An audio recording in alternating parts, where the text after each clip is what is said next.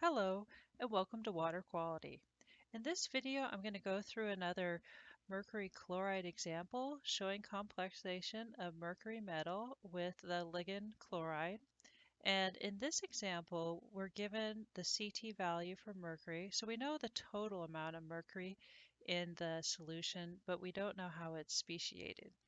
And we want to know what the concentration of the complex HgCl2 is going to be in the Pacific Ocean if the chloride is 0.54 molar. And we're going to ignore ionic strength effects for now just to keep things simple. But, if we're working in seawater, we probably should be incorporating that. So I have the overall reactions for mercury complexation that we developed in a previous lecture or a previous video, and I've showed those here. And then I also included the expressions that we developed based on the equilibrium equations, and these were from the previous example video. So you can go back and review that if you'd like.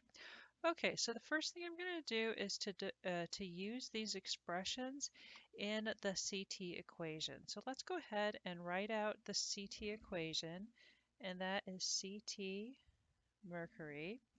And the CT is basically an accumulation of all of the places where the mercury can be. So we sum it all up together.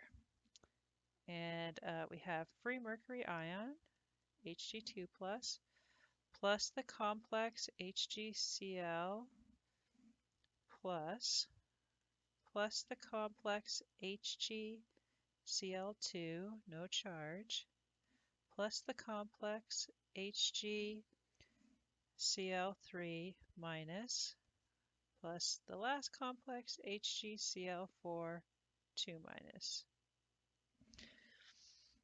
And so we're going to go ahead and make the substitutions using the expressions above into this equation.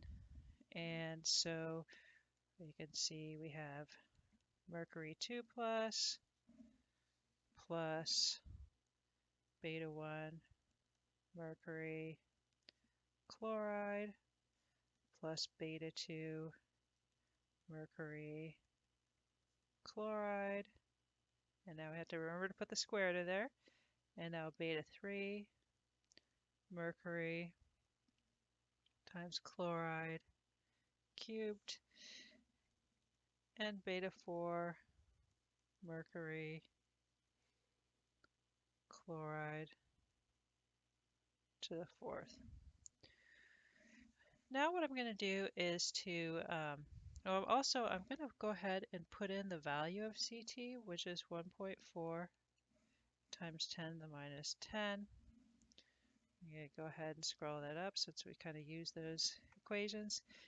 And I'm going to factor out the mercury ion.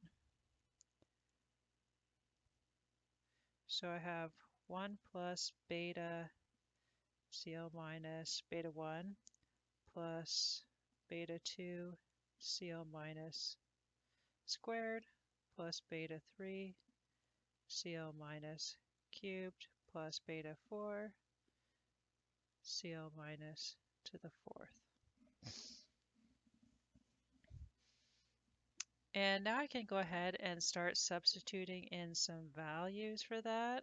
I'm going to keep my given information over here. And what I probably should have said this earlier, but what I'm going to do is solve for the free mercury concentration and then use that to solve for the complex that we're interested in here.